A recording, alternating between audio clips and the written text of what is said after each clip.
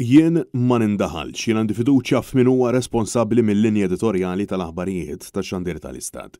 Sostna dan il-Ministru responsabbli mill-istazzjonijiet tal-PBS Owen Bonnici meta l-ħamis filgħodu Net News staqsih dwar iċ-ċensura li saret fir-rapportaġġ brabta mal-protesta nazzjonali xebbajtuna li saret is-Sibt li għadda. Fl-aħħar jiem anke l-eks Ministru Laburista u ħabib ta' Bonnici Evarist Bartolo żbilanċa ruħu fuq Facebook u kundanna il-fatt illi s-sindki Laburisti tal-Gżira u tal-qala ċoe Konrad Borxmanxe u Paul Buttigieg ġew injorati mill-Kamra tal-Aħbarijiet tax-Xandir.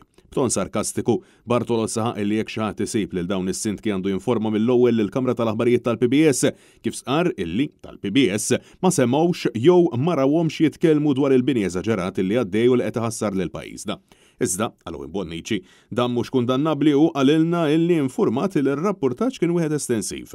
Taqbel ma' din iċ-ċensura, tissejjaħ ċensura, Evarist Bartolo qal li qed ifittxuhom u marhom imkien. Jiena infurmat li kien hemm rapport estensiv ta' dak li ġara dakinhar, pro narġa' ngħidlek, jiena inħalli l-Kamra tal-Aħbarijiet taġixxi b'indipendenza sħiħa u rrid ngħid li għandi fiduċja fil-diskrezzjoni editorjali tal-persuni li jmexxu fil-fema tiegħi.